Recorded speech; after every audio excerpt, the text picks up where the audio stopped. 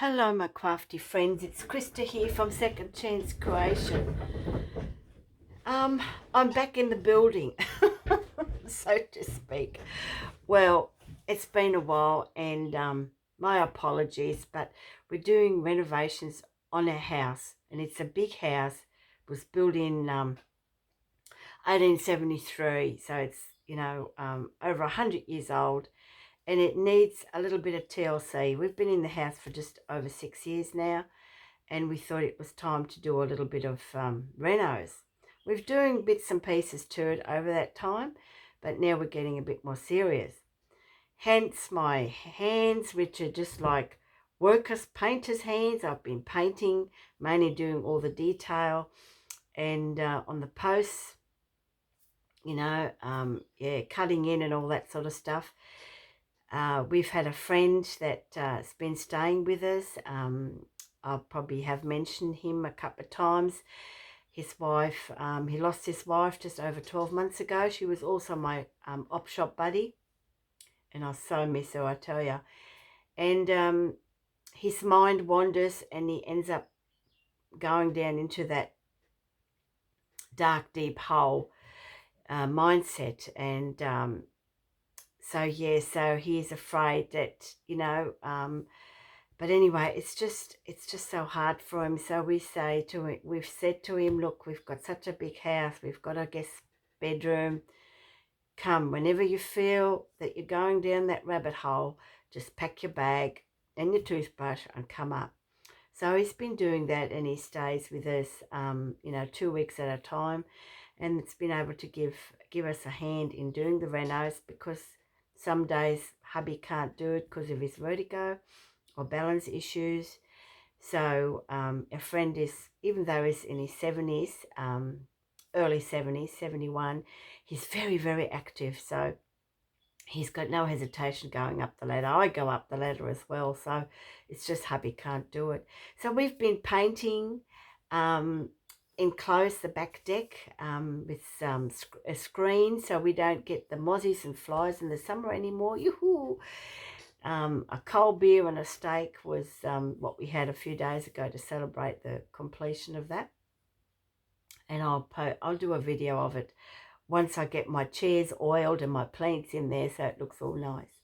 So yeah, and of course renovations take time, and also my garden as well. I've planted a lot of my vegetables now, and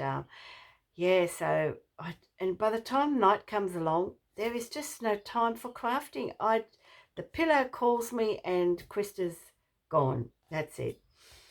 So the only time I do a little bits and bobs is like now, like it's 3 o'clock in the morning, Saturday morning here in Australia. It's not cold, it's lovely. I've just finished my first cup of coffee, and and I find I can do a couple of hours before the sun comes up, and then I'm back outside. So someone mentioned to me about the result of my eco-dye papers, and I put a little snippet of it on my Facebook page, Junk Journals Down Under group, and I've been meaning to make a video to show you the results. So my apologies. Excuse me, my apologies. It's so simple, and I'll leave the link below to give the lady credit. I can't remember the name now, but I know I can find the details. I've got it written in my little book, and if you've seen my desk, you would know that it's just total chaos here. This is probably the only part that's nice and tidy. So I'll leave the link below. Now, a couple of months ago, I said to hubby, I'm going to sell my electric sunbeam fry pan. It's a stainless steel fry pan. I don't use it anymore. And when I watched this video, and I'm thinking, aha, I can use my fry pan for eco-dyeing its papers. Because I don't have a big fry pan like that, or a pan that I can put on the stove. Results come up amazing. Absolutely love it. It looks very grungy. I have learned the papers to not to use and to use. And I found in Mop Shop a nearly new packet of glossy photo paper, 230 GSM, and a whole what's of it. So I've used that. I used the insides of I've had a big stack of encyclopedias gifted to me a long time ago, and I took out all those front and back pages that are usually blank, because they are a really nice thickness, and they do come up really nice when coffee dyed. And because they've got a little bit of a tinge to it, they're already aged, you know. So yeah, so that's what I've used. And I also used normal photocopy paper. Well, that was a disaster. It just tore up. It just, yeah, when I lifted it out, that's what happened. So I won't be using that again. So that's not a good idea. But I'm going to use these scraps, of course, for collage, you know. So what I have used is, I'll show you. I have a pad of paper for watercolour, and that's what I use because it's thick. And I just take it off and tear it in half, and it makes a perfect, like an A4 page. And of course I used the gloss photo paper. Now the gloss photo paper is on one side, comes up really, the patterns are just unbelievable, they're all different. But on this side with the glosses, look at this. Okay, and you know, it's glossy, but I mean, what do? You know, like I'm going to use this side probably, but this will be good for background as well. You know, by the time you cover it up and just have little bits peeking out, I think it'll look cool. And then you can still journal on the back of that. So that's what I've used. And look at the, you know, it's just quite amazing.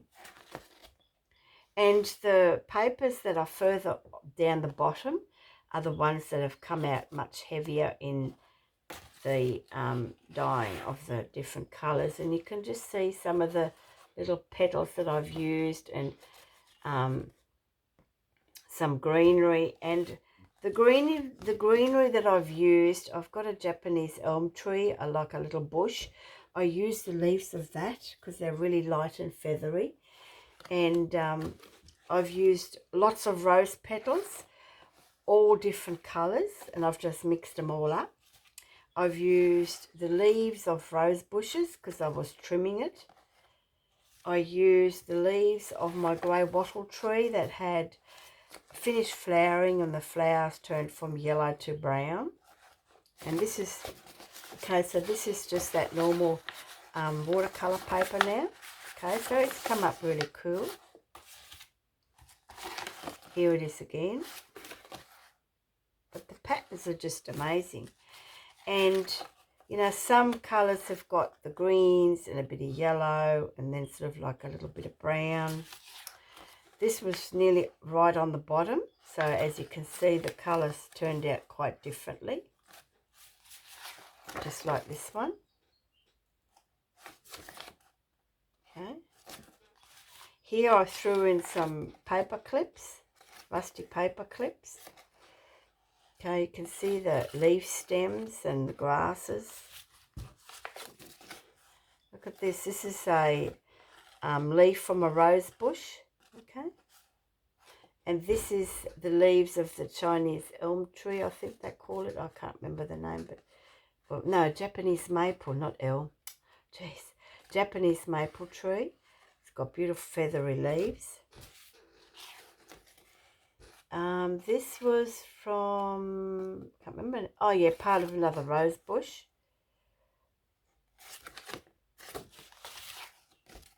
And there was some with the, this, that's a flower stem. And this is another flower stem. And I've already cut that up to use.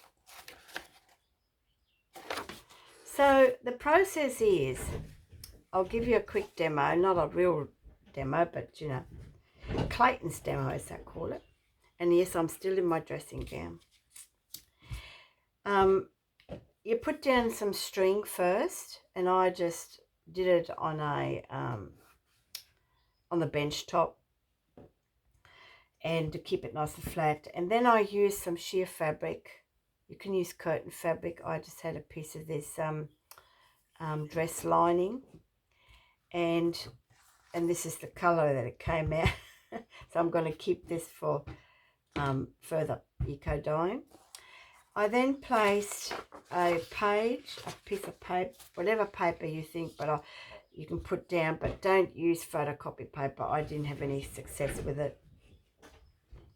Then I covered it with all my greeneries. I actually grabbed a handful of green grass. I used, I have an area where I keep all my leaves that fall in autumn to make mulch. They were all brown, so I grabbed a couple of handfuls of that. I used all my cuttings from my rose bushes because they needed to be cut back because I finished their first flush of flowering. And I used various leaves from the trees that we have here on the property. And then, of course, anything flowering, weeds as well. So, yes, I had a big container full. And then I just put them down. If I found a really nice sort of like a shaped leaf like that rose leaf, just to see how it came out. And the Chinese maple tree. So, yes, and then I put the next page on top and just kept going.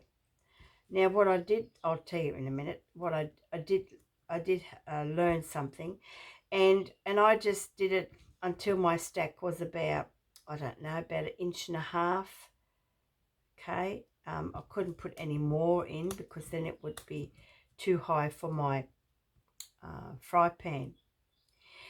I then, once I've finished, and the top page I keep blank. So once I've put all my greenery on here, I'll put this page on top, okay? I don't put anything on this side. And then I wrap it up with fabric, like so, and sheer fabric. And then I tied it with this twine, okay? Knotted up, of course. I won't do that now. Then you should place it in the fry pan, and you should put weights on it. I had 2 big rocks, okay? And I can use a couple of bricks. And then fill it up with water mixed with vinegar. There is no ratio. I just put a cup of vinegar in the pan and then just filled it up with water. But what I did was I put this in the pan, filled it up with water, you know, about that far from the top. Then I put my bricks in, and then, of course, all the water came out. I mean, really? So don't do that. And then I, once I knew it was all done, then I boiled it for half an hour. Then I let it, switched it off, and you can use it within half an hour thereafter, take it out. But it's too hot, you know, so I left it in there for about an hour, hour and a half. And because I was outside then doing another project, painting, cutting in and all that sort of stuff. So by the time I came back, I think it was late in the afternoon, I think. By that time it was already nice and cool, and I was able to take everything apart and then gently take the pages off and discover all these beautiful creations. Very gently I got rid of all the stuff, and which was all turned brown, and then placed it outside on some grass to let it dry, which is very important. So that's the process. That's how I did my eco dyeing, and I'm going to leave the link below. I just can't for the life of me find my piece of paper, or actually I've put it in a little book and I can't find it because I've got so much stuff here. Yeah, so I'm going to leave the lady's link below to give a credit because it's so easy. I've watched the process before, but everyone does it different, don't they? So okay, so this is my first video. Like I said, I can only do it early in the mornings. I've made a lot of projects for my desk. I've used old encyclopedia book to make it a Chunky Monkey ephemera folder. These have got beautiful covers. I didn't want to do anything to them, and I just have that sitting on my desk. And I also made a Rolodex altered book into a Rolodex style version so that I can put stuff in it. And I've done 2, and that'll be a different video. I finally finished my grungy journal. I have to do a video for that. I've made little bits of ephemera because I've just run out. This is an altered paper bag. I've altered a envelope made into a pretty little booklet. No, this is a paper bag as well. So these are all things that I need for my next project.